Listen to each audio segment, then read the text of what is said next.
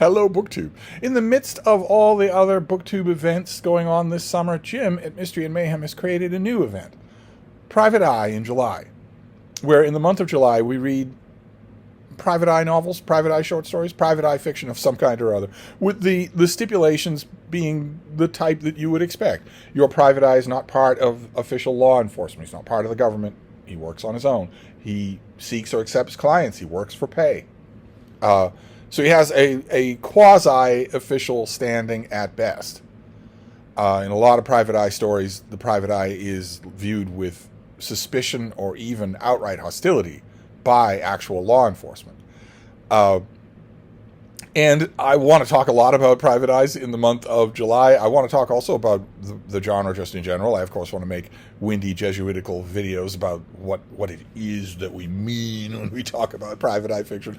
But to start off Private Eye in July, I felt I had no choice but to talk about one particular private eye, and that is Nero Wolfe, written by Rex Stout in 30 or 40 novels. Nero Wolfe was a huge success. He was the new Nero Wolfe novel could be counted on to be a bestseller. He was the most famous fictional character of his day. And in 2025, quite by accident, I have fallen into reading all of Nero Wolfe, all of the Nero Wolfe novels by Rex Stout. They were continued. Pastiches have been done, but I've been reading the originals.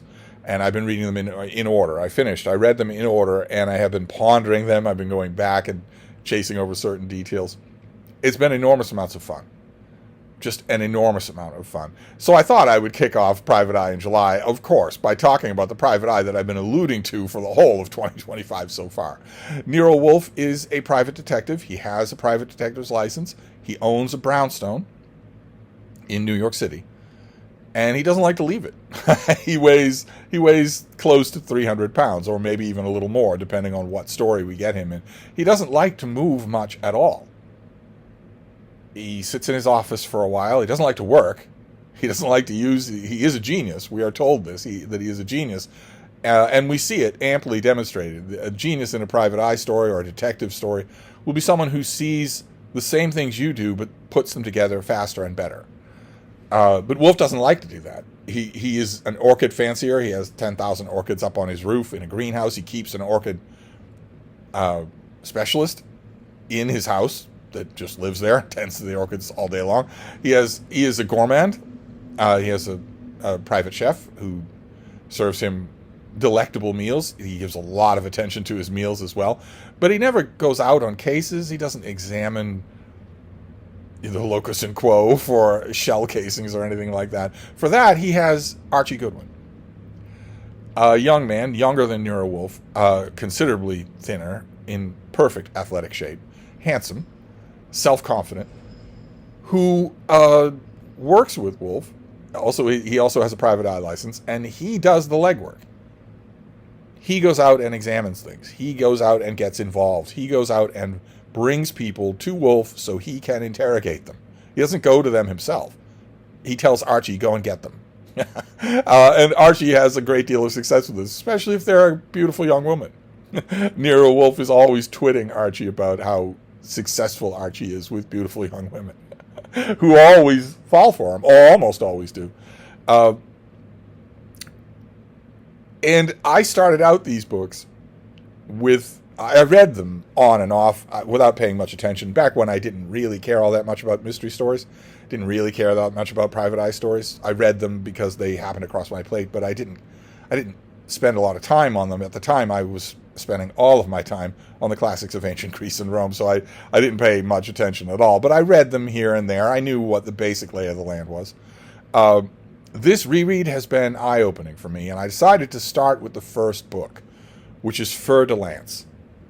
And the title and the cover of this crappy mass market paperback reprint refers to it refers to a type of snake, Bothrops asper, a type of pit viper. There are many kinds of Bothrops. They're all poisonous, but some are more poisonous than others. And Bothrops asper, the Fer-de-Lance is big. It's a big, muscular, powerful snake. It's very aggressive. And it's very aggressive, but it will do its best to stay away from you. It's a nocturnal hunter, and it doesn't want to attack humans. But it can happen. It definitely can happen. If you are, for instance, ill-advisedly walking your way to the outhouse of a bungalow that you're living in temporarily for a day and a night and a day, and you step on a fer-de-lance or come too close for its comfort, it could bite you. The venom can be horrifying. It can have horrifying effects, and if you happen to be a 28-year-old world traveler, and you happen to be incautious in the wilds of Ecuador, you might get bitten by one of these things. And if that were true, and decades later you reread Fer-de-Lance, you'd probably be the only person reading the book who's ever been bitten by one of these things. Anyway, the actual snake does not occur until later in the book. In the book's single most unlikely scene, even Wolfe's supernatural efforts at detection are more believable than the scene in which he and Archie Goodwin confront the Fer-de-Lance in this novel. That scene is simply not believable. It shows me. I was reading it. I confess I didn't remember many of the details of this book when I was rereading it this year. But that scene convinced me that Rex Stout may have researched these things, but he's never seen one, much less been in the same room with one. You don't kill it by wrapping it on the head with a beer bottle. Let's just put it that way. It's a big, powerful animal. Anyway, you also don't meekly hide it in the desk drawer. You're going to know that it's there. It's going to be banging and making a lot of noise. It's not going to want to be in there. It could bang open the drawer of your desk. You wouldn't need to open the drawer in your anyway. The story here starts with Fred Durkin, who is one of the regular or semi-regular employees of Nero Wolfe. Archie Goodwin is his regular employee, lives in the house, is at Wolfe's beck and call, but he's not the only person that Wolfe sometimes pays. He has a cadre of men that are good at tailing people. They're good at doing legwork when he considers the legwork to be beneath Archie's attention. Archie is hyper-valued by Wolfe. He's essential to Wolfe. And the others are very good at what they do, and Fred Durkin is one of those, but they're not essential, not in the way that Archie is. That relationship is never fleshed out in this first book. It's never even really described. You're just supposed to take this as read when you start the book. That there's this enormously fat guy, huge fat guy. Nero Wolfe is not just fat, as a point that I've made when I've mentioned these books in passing, but here I'll make it dedicated for this video. Rex Stout makes it clear that he's not just fat. He's enormous. All of him is enormous. He is quite nimble on his feet. He doesn't just have a huge belly. He's an enormous guy. He's fat, but he's also huge. Huge head, huge hands, huge everything. Which is why I am unhappy with any of the filmed performances of Nero Wolfe. In order to get a good film performance of Nero Wolfe, you first have to cast him right. And that means physically. You have to cast someone who looks like it would be a great deal of effort for them to move. Not because they're about to die of a heart attack, but because they're so big. There are actors that I have seen that would work, definitely, but none of the ones that I've seen filmed. Robert Conrad? Honestly. Maury Chaykin? For Pete's sake, no. No, these men just have bellies. That's not Nero Wolfe. But Nero Wolfe does have this cadre of men, very capable men. Saul Panzer is the most capable of them, but Fred Durkin is one of them. And in this story, Durkin comes to the house, to the brownstone, and at first, there's the possibility that he's coming there for money. This is the Depression, and Wolfe has had to cut back on what he pays people. He has cut the salaries of Archie Goodwin and Saul Panzer. He's cut back on household expenses. And he has cut his secondary researchers and legmen, like Fred Durkin, he's cut them off completely. I can't pay you anymore. I can't give you any kind of a retainer. I will pay you if I need you, but I can't do otherwise. But it isn't money that Fred Durkin wants. his wife, he says in the novel, right at the beginning of the novel, he says, well, maybe you didn't know I was married. And that's the kind of a world that Rexhout is introducing here. A kind of world, it's a very masculine world, of an old type of masculinity, where the men are not demonstrative. They don't ever say anything about their feelings. At one point in this novel, in response to a woman, Nero Wolfe actually says, "I am no man's friend. You call him Fred Durkin a friend of mine, but I'm no man's friend." That isn't true. I mean, it isn't true. Nero Wolfe would go out of his way to avenge Fred Durkin, and he's obviously more than a friend to Archie Goodwin. It just isn't the ethos of this book to bring it up at all. Nor does Rexhout explain anything. He doesn't explain who Nero Wolfe is. Doesn't explain the relationship that he has with the Homicide Bureau of Manhattan Police Department. They obviously aren't all that keen on him, but he's not movable. You can't trifle with him. He will often solve your crimes for you, which, keep in mind, is the exact same cudgel that Sherlock Holmes often used. It was often the reason why Scotland Yard gave him such a wide berth, because he could hand them their cases where they would otherwise get none. And also, crucially, in this first book, it's never explained how Archie Goodwin comes to know Nero Wolfe or be in his employ in this strange job. How would it ever happen? Fred Durkin's wife has a friend, Maria Maffei, and her brother has gone missing. And she wants to know if he's dead. She wants to know if he's dead, and if he's dead, can Wolfe put her in the same room as the person who killed him? Obviously, because she wants to kill them.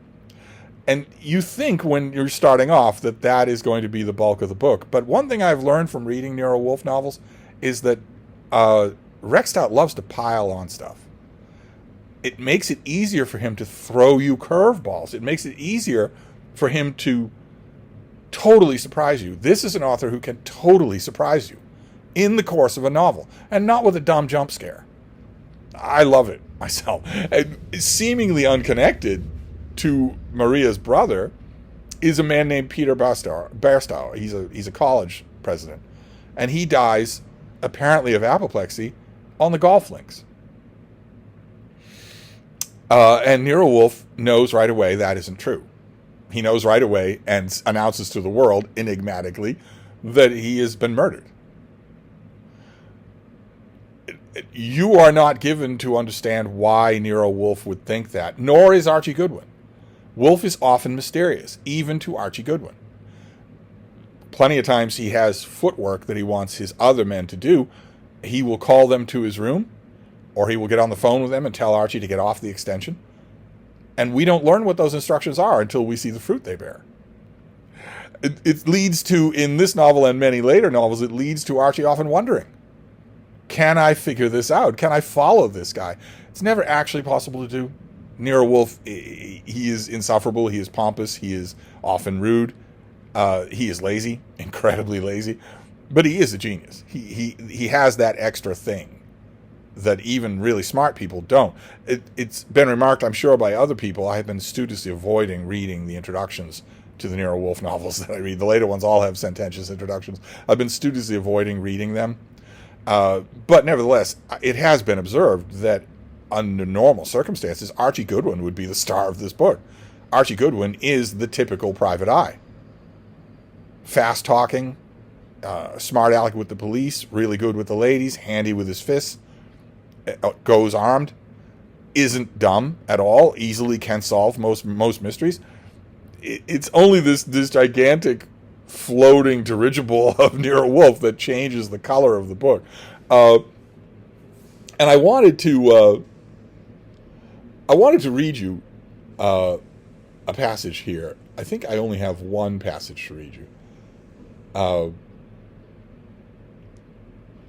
To give you a sense of what this is like. Let's see here.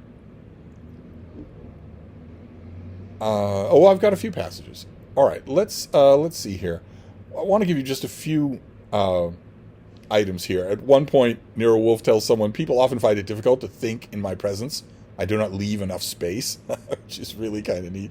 At one point, after they've had their unpleasant surprise with the Fer-de-Lance, Nero Wolfe is trying to teach Archie how to say the name. And he says, to pronounce French properly, you must have within you a deep antipathy, not to say scorn, for some of the most sacred Anglo-Saxon prejudices. Nero Wolfe always talks like that. He talks in a very steepled, stiff way that doesn't seem human at all. People just have to put up with it. Let's see here. I highlighted another quote. I've got a long quote I want to read you that's really good, but I've got another quote here. Do you think all it takes to catch a murderer is to sit in your damn office and let your genius work? This is Archie goading and badgering Nero Wolfe, which in many novels is referred to as his principal job, to badger Nero Wolfe to actually work, to actually put his brain to work. Do you think all it takes to catch a murderer is sit in your damn office and let your genius work? That may be most of it, but it also takes a pair of eyes and a pair of legs and sometimes a gun or two. That is Archie, a classic Archie quote, talking to Nero Wolfe. And then I want to read you a longer quote here, because it really shows the wonder of these books. Even in the first one. The first one is so self-assured, you'd believe you're reading the 30th book in a series. This is Nero Wolfe has heard the story of Maria Maffei, and he has gone silent. He has the unnerving habit when he's listening to people talk of almost completely shutting his eyes, or sometimes completely shutting them. And he almost never responds in any way other than with rude grunts or a question here or there until he's ready to do some grandstanding. But he does have a physical trait that Archie Goodwin has noticed. It's this. When his brain is working, his lips start going in and out. And that's when Archie knows that he is engaged. You're not going to be able to tell whether or not Nero Wolfe is working by him moving, because he doesn't move. That's how Archie knows. And the way he talks about it is wonderful here. Wolfe looked up again, and his big, thick lips pushed out a little, tight together, just a small movement, and back again, and then out and back again. How I loved to watch him do that. That was about the only time I ever got excited, when Wolfe's lips were moving like that. It didn't matter whether it was some little thing like this with Durkin, or when he was on the track of something big and dangerous. I knew what was going on. Something was happening so fast inside of him, and so much ground was being covered, the whole world in a flash, that no one else could ever really understand it, even if he tried his best to explain. Which I never did. Sometimes, when he felt patient, he explained to me that it seemed to make sense, but I realized afterwards that it was only because the proof had come, and so I could accept it. I said to Saul Panzer once that it was like being with him in a dark room which neither of you has ever seen before, as he describes all of its contents to you, and then when the light is turned on, his explanation of how he did seems sensible because you see everything before you just as he described it. That is Rex Stout's description of something that we see. We have that same thing described to us in Sherlock Holmes stories. Right? When Holmes makes some flash of lightning deduction about someone, and they say, good God, how could you have known that? And then he explains how he knows, and they say, oh, once you say that, it doesn't seem all that special. That is what Archie Goodwin is describing there. And it works wonderfully. I have read all of the Nero Wolfe novels now. I've read them with complete attention, as opposed to the dilettante way that I was doing it years ago. And I can say that in all of those novels and short stories, because some of the volumes are 2 or 3 short stories, in all of those novels or short stories, Rex Stout fails only a couple of times. Only a couple of times does either the pacing or especially the absurdity just overrule the story. That doesn't happen often. Doesn't even happen in this book, when the scene with the Fer-de-Lance is absurd. It still doesn't happen. You're still totally caught up in what's going to happen. There are only a couple of times where that happens. I have found that the stories tend to be at their weakest when Wolfe actually does move, when he leaves the brownstone. Then not only does that seem out of character, but that throws everything else out of character as well. But usually not. So my first installment of Private Eye July, before we start talking about what a private eye is or anything like that, my first installment, of course, is to talk about Nero Wolfe, just a little, because they brought me so much enjoyment in 2025. So how does Wolfe know that Peter Barstow is killed? That he doesn't just die of apoplexy? How does he know that? Well, there are two aspects to that. There's how he knows, which is the seeing the furniture in a dark room. But then there's proving it. And that needs Archie Goodwin. He can't do anything on his own. He needs Archie Goodwin. He's afraid to drive and doesn't know how to drive on his own. Doesn't know where anything is in the world. Doesn't know how anything practical works. He needs Archie Goodwin to do all of that. And that's a fascinating dynamic that I wanted to talk about just a little for the beginning of Private Eye July. So I'll wrap this up for now, and who knows what we'll do tomorrow. I'll figure out something. Thank you, BookTube.